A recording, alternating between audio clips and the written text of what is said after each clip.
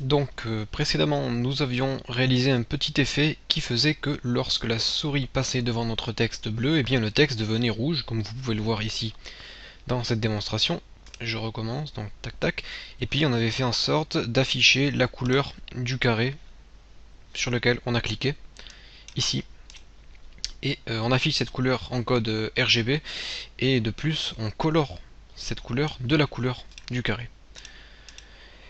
Et dans le code on avait fait quoi? On avait fait une petite concaténation avec du HTML, du JavaScript, du HTML, du JavaScript, et tout ça était regroupé grâce à des plus qui nous permettent de fusionner tous ces différents langages. Donc pour m'assurer que vous avez bien compris tout ce qu'on a fait ici, je vais vous faire une petite vidéo déjà récapitulative. On va reprendre les bases puisque le JavaScript, c'est vraiment un langage différent de ce qu'on a pu voir jusqu'à maintenant, puisque c'est pas aussi simple que le HTML ou CSS. C'est beaucoup plus complexe, un langage beaucoup plus évolué, donc on aura besoin de temps pour arriver à bien le maîtriser. Ce que je vais faire là, c'est vraiment juste une petite démonstration de comment ça s'utilise. Donc je suis un paragraphe. Là je vais copier ça et je vais le coller. Voilà. Je vais supprimer mon style, color blue et font size 2.30 px. Voilà. Donc, qu'est-ce que j'ai ici? Ok. Donc là, j'ai créé une page qui contient des paragraphes. Ce que j'ai fait ici, c'est que j'ai importé ma feuille JavaScript. Donc ici, avec la balise script, et j'importe ma feuille de jQuery directement avec la feuille qui se trouve en ligne. Donc maintenant, je vais vous montrer comment ajouter du JavaScript. Donc le JavaScript, je peux l'insérer un peu où je veux. Je vais le mettre au-dessus de la balise head. Et pour utiliser du JavaScript, je dois en premier utiliser le mot-clé function. Donc comme ceci, j'ouvre et je ferme les parenthèses, j'ouvre et je ferme les accolades. Ensuite, je ferme la parenthèse que j'ai ouverte ici et je termine par un point virgule. Donc là, j'ai créé une fonction et tout notre code JavaScript doit se trouver entre les accolades, ce que j'appelle moi le bloc. Tout ça, c'est un bloc. Et tout ce qui se trouve dans le bloc sera exécuté.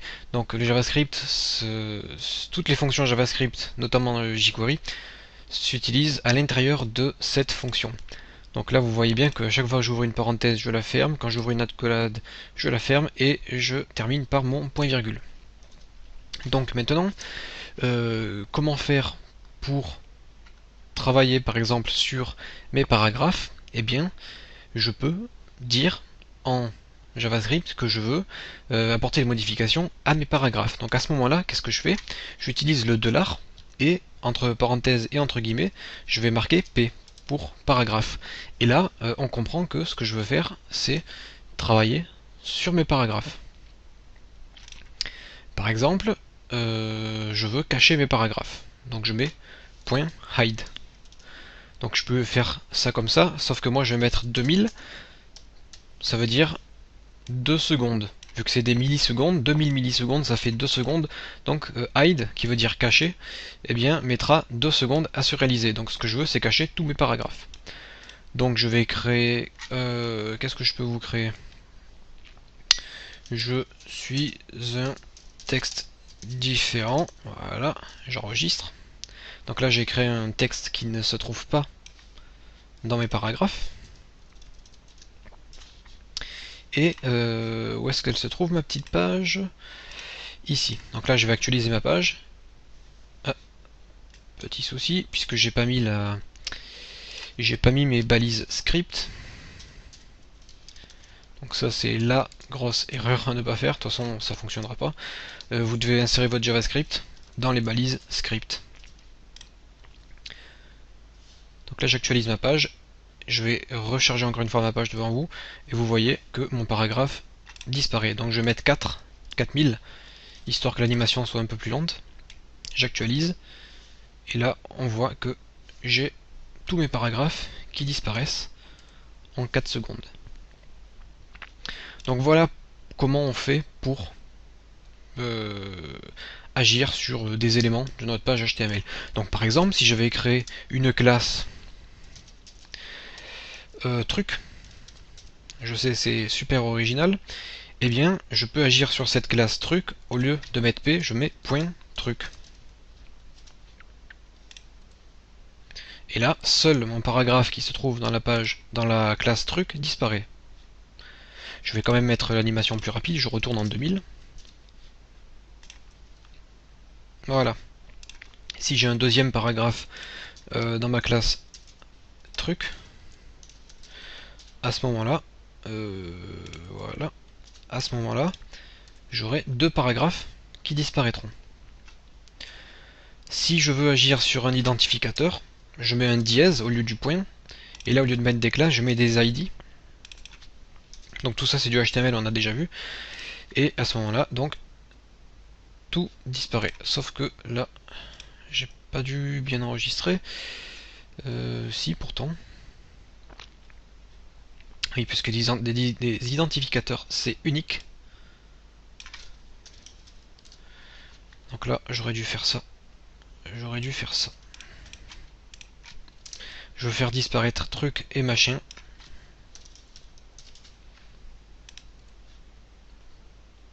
Et voilà comment je peux agir sur donc sur des éléments que j'aurais moi-même choisi. Donc là je vais pas le faire puisque j'ai pas tout le code qu'il faut. Mais si par exemple je veux faire disparaître, donc je vais déjà effacer ça. Imaginons que je veux faire disparaître un paragraphe, mais qui se trouve à l'intérieur de truc. Donc je vais mettre point truc, le symbole plus grand, donc c'est à dire que P est à l'intérieur de truc. Donc là si je vais créer une classe égale truc et que je mets un paragraphe, je ne sais pas si ça va marcher. Classe égale truc, ouais, donc il faudrait que je procède autrement. Si je fais comme ça,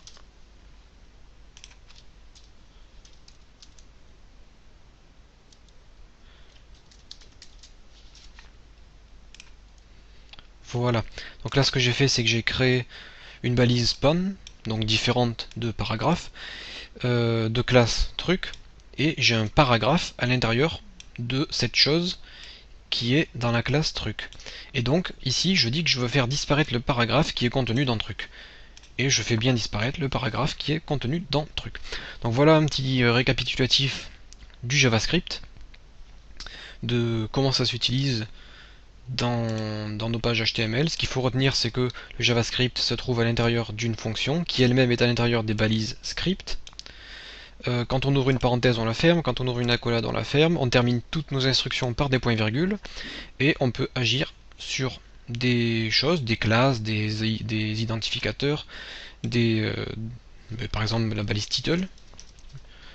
Je peux agir sur ma balise title comme ceci, en mettant title dans les parenthèses et guillemets. Ensuite, je peux appeler n'importe quelle fonction jQuery. Donc évidemment, les fonctions, je vais vous en montrer plusieurs dans mes cours que vous êtes en train de suivre.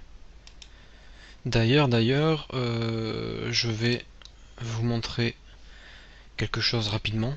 Donc là, je vais juste vous montrer une application du JavaScript. Donc, je vais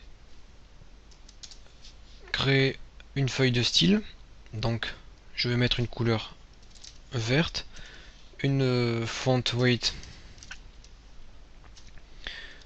bolder et margin. Je vais me mettre en 3px 0,010 px, point virgule. Donc là ça sera pour ma balise P. Je vais justement créer cette balise paragraphe.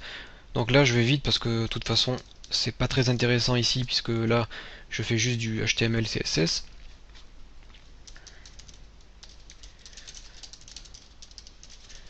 Là c'est pour vous montrer comment on intègre dans notre page du JavaScript. Donc je vais déjà supprimer tout ce script ici qui ne nous sert plus à rien puisque c'était juste pour vous montrer comment faire. Donc dans ma feuille de style je vais ajouter une division. Vous allez comprendre pourquoi après. J'aurai besoin de cette division pour afficher des informations. Je vais mettre couleurs différentes, donc color blue, margin left 15 pixels, histoire d'avoir un peu de place. Font size, je vais me mettre un petit peu grand quand même, je vais mettre en 22 px, histoire que vous puissiez bien voir ce que je vais faire. Et dernière chose, je vais créer un style pour ma balise span que j'utiliserai aussi. Et je vais mettre color red. Voilà, parfait. Donc là, j'ai un style, je teste juste pour voir si ça fonctionne. Donc voilà, et je vais vous montrer une fonction en JavaScript qui va vous permettre d'afficher des informations sur le navigateur que l'on utilise. Donc là j'ai créé ce texte, information sur mon navigateur, et là je vais insérer ma balise script. Donc script, je l'ouvre et je ferme de suite pour pas oublier de fermer ma balise. Et puis je vais utiliser ma fonction.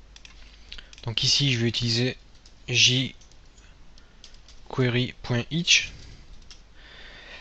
J'ouvre la parenthèse et je vais utiliser la fonction browser qui veut dire navigateur. Donc jQuery.browser virgule, et là je vais appeler une fonction. Donc ma fonction, je vais lui donner deux paramètres, i et val, qui sera une valeur qui pourra changer. Et puis, comme je vous l'ai dit, quand on écrit une fonction, on ferme la fonction, on ferme la parenthèse et on met un point virgule à la fin de notre fonction. Donc là, entre ces accolades, je vais pouvoir écrire tout le code jQuery que je veux. Donc moi, ce que je veux, c'est agir sur ma div. Je vais agir sur ma div, donc je vais créer une division. Je vais créer ma division comme ceci. Donc ça, c'est ce qu'on a vu dans l'exercice précédent. Là, j'insère du code HTML, c'est-à-dire que je vais créer une balise HTML qui sera sur ma page, mais qu'on ne verra pas, puisqu'évidemment c'est une balise, et les balises on ne les voit pas. Je mets plus, je mets i qui est une valeur qui changera, c'est du JavaScript. Mon code va transformer ce i en quelque chose, en une valeur différente, comme dans la dernière vidéo, color prenait des valeurs différentes, donc color était égal à blue, red, green, etc. Là j'ai encore envie d'écrire du HTML, donc je fais plus, puis j'ouvre les guillemets, je fais deux points, espace, je crée une balise span. Donc c'est pour ça que en haut j'ai appliqué un style pour div et span, plus val, donc la valeur qui va prendre une valeur différente en fonction du navigateur, puisque là ma fonction elle sera différente en fonction du navigateur que je veux utiliser. Là je ferme ma balise span, donc j'insère à nouveau du HTML dans ma page, je ferme mes accolades que j'avais ouvertes ici. Donc ça vous n'avez pas besoin de comprendre. Je vais utiliser le happen to. Happen to, ça permet juste d'ajouter des valeurs spécifiées, donc dans une valeur à une autre valeur. Donc vous pouvez regarder sur la documentation, ça sera beaucoup plus détaillé. Là, ce qu'il faut comprendre, document.body, c'est que je vais juste récupérer avec la fonction jQuery.browser, je vais juste récupérer des informations sur le navigateur que j'utilise, et grâce à ça, je vais créer des balises HTML afin d'afficher ces valeurs sur ma page. Donc là, j'actualise ma page et on voit que donc j'ai des informations sur mon navigateur. Donc évidemment, ça c'est une Chrome est assez récent, donc c'est une fonction qui ne prend pas en compte forcément toutes les nouveautés, et du coup la fonction pense que mon navigateur c'est Safari, donc il me dit Safari .true, ça veut dire que mon navigateur c'est Safari. La version de mon navigateur c'est 5.3.5.18 et WebKit true. Donc ça, vous savez, on a vu dans la première partie le CSS ce qu'était le WebKit. Donc là, je vais copier l'URL, je vais prendre Internet Explorer, je colle l'URL ici et j'actualise la page. Je vais autoriser le contenu et on voit que j'ai MSIE, ce qui veut dire Microsoft Internet Explorer true. Donc là, le script sait que je suis sur Internet Explorer et j'ai effectivement la version 9.0 de Internet Explorer. Donc je vais quitter ça et si je vais sur Firefox, eh bien j'ai Mozilla true. Donc là je suis bien sur Mozilla et je suis bien en version 9.1.0. Donc vous voyez, bon ça nous sert à rien ici donc dans ce contexte là, mais ça nous permet de tester sur quel navigateur nous nous trouvons actuellement et ça va permettre de pouvoir faire telle ou telle chose en fonction du navigateur sur lequel on se trouve. Je vais vous donner un exemple d'utilisation. Le CSS3 ne fonctionne pas sur Internet Explorer à l'heure actuelle. Ce que vous pouvez faire, c'est dire en JavaScript si le navigateur est différent d'Internet Explorer, à ce moment-là, j'insère des balises CSS3. Donc ces balises fonctionneront forcément sur le navigateur que l'utilisateur aura, puisque c'est le script qui va tester s'il peut ou non mettre les balises HTML. Donc voilà à peu près tout ce qu'il fallait comprendre donc pour cette introduction au JavaScript, donc à jQuery. Et donc je vais supprimer ça, je vous le mettrai pas, c'était juste un petit cours intermédiaire pour bien vous expliquer le fonctionnement de jQuery. Par contre, dans la prochaine vidéo, on va faire un truc un peu plus compliqué et je vais vous montrer comment stocker des données sur l'ordinateur d'une personne, donc histoire de pouvoir sauvegarder des choses que vous pourrez réutiliser par la suite.